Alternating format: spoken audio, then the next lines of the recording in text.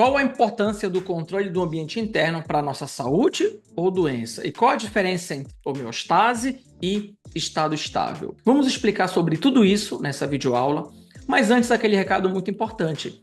Para você apertar o botão vermelhinho que está aparecendo aqui na tela para você, se inscrever no canal. A nossa meta são 5.000 inscritos até o final desse ano de 2024. Temos também uma grande novidade, que é o acesso exclusivo para membros do canal, aulas exclusivas e também descontos nos cursos e mentorias. E você vai pagar apenas R$ 14,99 por mês, aproximadamente 50 centavos por dia, e vai ajudar demais o nosso trabalho. Mas agora, sem mais delongas, vamos falar sobre o tema da videoaula de hoje. E a primeira pergunta é: por que eu não superaqueço quando eu faço a atividade física ou o exercício?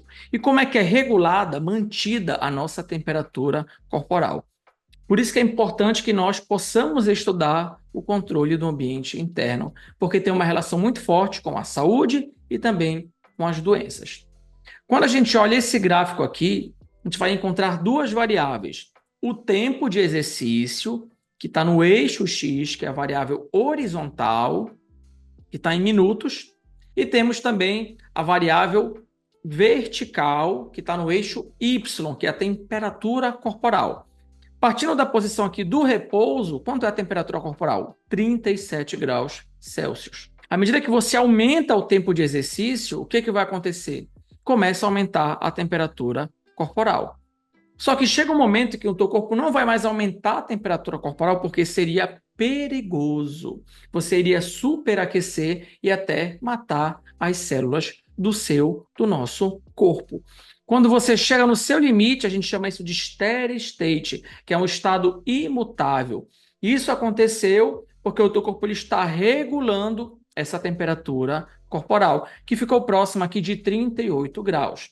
Nós temos receptores que vão detectar essa mudança de temperatura. Especificamente, nós chamamos de termoceptores, porque eles regulam a temperatura corporal, eles detectam a mudança da temperatura corporal, eles vão enviar informação para o sistema nervoso manda de volta essa informação para estimular as glândulas. Quais glândulas, Odilon? Glândulas sudoríparas, que vai estimular a sudorese para que você não superaqueça. Então, esse é um controle, é um mecanismo de feedback que o nosso corpo utiliza para controlar o nosso ambiente interno. Aqui temos um outro exemplo. Na variável aqui horizontal, que é o eixo X, nós temos a intensidade do exercício.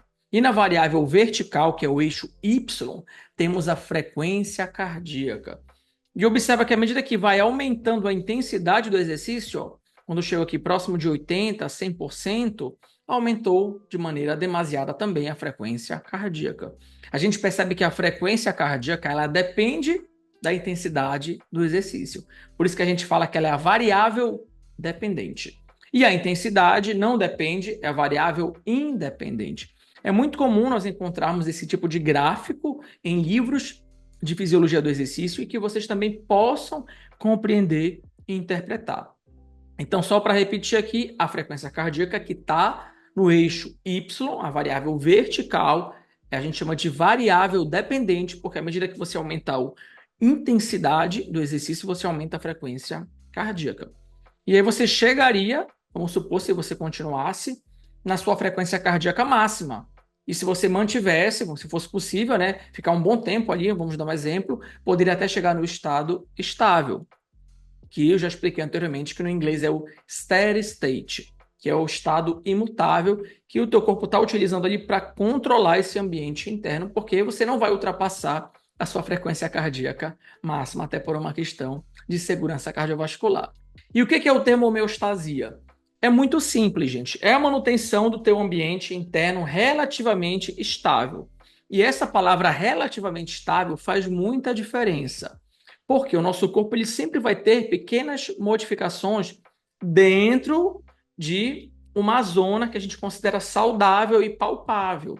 Vou dar um exemplo aqui, a nossa pressão arterial. Ela não se mantém sempre por 120, pode subir 130, 140, baixar 110, 100, 120. Aqui eu coloquei pequenas oscilações em decorrência do tempo, Mas isso seria, tá, a nossa homeostasia ou homeostase.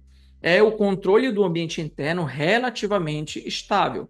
E é muito importante entender isso, porque quando tu foges muito desse padrão, desse intervalo que é aceito, a gente chama de margem de aceitabilidade, isso pode indicar uma doença. Quando eu falo da pressão, hoje o recomendado é que nós tenhamos uma pressão abaixo de 120 por 80 milímetros de mercúrio. Se você ficar sempre próximo de 140, 140, 150, o médico ele pode fazer um diagnóstico de hipertensão arterial, porque você está fugindo desse controle do ambiente interno, dessa zona de aceitabilidade. Aí você seria a pessoa com hipertensão arterial. E esse aumento da pressão gera problemas cronicamente nos vasos, no coração, nos rins, no próprio cérebro. Então, aumenta o risco de um evento cerebrovascular ou cardiovascular. A mesma coisa eu poderia citar aqui a glicemia. É importante que nós tenhamos uma glicemia abaixo de 100. 100 o que, Odilon? 100 miligramas por decilitro. Ficar ali próximo de 90, 85, 80, muito próximo de 100 já é ruim. Ah, tô com 99, eu tô bem. Não, não tá bem. Já tá ali, ó, próximo do ponto de corte para ser pré-diabético. Você quer sentar na graxa hoje? Aí tem que tomar cuidado. Se você está sempre com uma glicemia em jejum alta, 140, 150, 160, você já está fugindo desse controle do ambiente interno, desse equilíbrio. Como você está fugindo disso, isso vai gerar uma disfunção homeostática. E aí o médico pode sim te diagnosticar com diabetes mellitus tipo 2. Seria um exemplo, uma glicemia em jejum elevada, uma hemoglobina glicada elevada, uma hiperinsulinemia. Tudo isso está associado com distúrbio do metabolismo da glicose.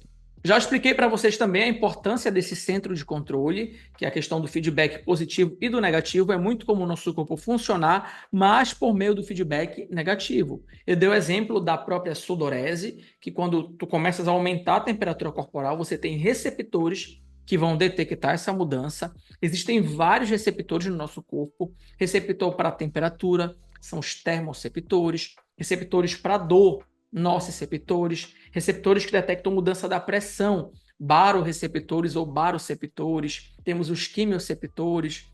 No caso do aumento da temperatura, são os termoceptores. Eles vão detectar essa mudança de temperatura, envia a informação para o sistema nervoso, que é o centro de controle, você vai ter um efeito, uma resposta. E essa resposta no final vai ser a sudorese, justamente para tentar controlar o teu ambiente interno. Um outro ponto interessante é que, cronicamente, quando eu falo de doenças hoje, existem dois grandes gatilhos. Primeiro, a doença você está tendo uma disfunção homeostática. Citei como exemplo a própria hipertensão, diabetes mellitus. Existem outras doenças, a própria obesidade. Mas dois gatilhos muito fortes hoje é a inflamação clínica de baixo grau e o dano oxidativo. Temos esse exemplo aqui da hipertrofia adipocitária. Aqui está o adipócito, ó. Tu come, ó, gera uma hipertrofia adipocitária. Só que essa hipertrofia, o que ela vai causar? Uma compressão, ó, mecânica dos vasos, como vocês podem visualizar nessa imagem. Tem uma compressão mecânica do vaso, o que pode acontecer? Uma condição chamada de hipóxia, em que vai chegar pouco oxigênio para aquela célula. Como está chegando pouco oxigênio por uma questão mecânica dessa hipertrofia adipocitária, isso pode estar associado com morte de algumas células. Só que essas células não podem ficar ali. Então, o nosso corpo vai solicitar quem? Ó, vem macrófago, vem macrófago. Vem, neném, chamou. Fazer a fagocitose. Só que isso gera mais inflamação e mais inflamação. Por isso que em muitas doenças crônicas, aqui eu estou citando a obesidade, mas em outras nós também temos a inflamação clínica de baixo grau. Ela é um grande gatilho, você fica inflamado, dano oxidativo, você não cuida, ó. Fica na gandaia, fica na sacanagem. Chega uma hora que a conta chega. E aí vai começar a ter sintomas, uma disfunção homeostática crônica, vai começar a apresentar sintomas clássicos de algumas doenças, vai precisar do remédio, do exercício, consulta regular com o médico. É assim que acontece normalmente a doença. A mensagem para a gente levar para casa, pessoal. O exercício físico ele é muito importante porque ele ajuda nesse controle homeostático.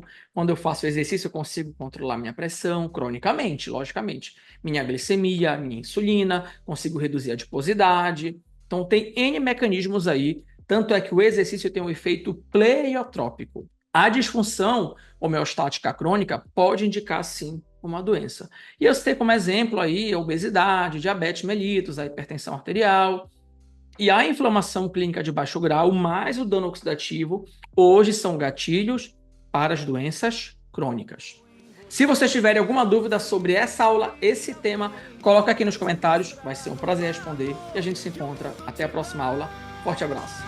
Meu alegre coração palpita.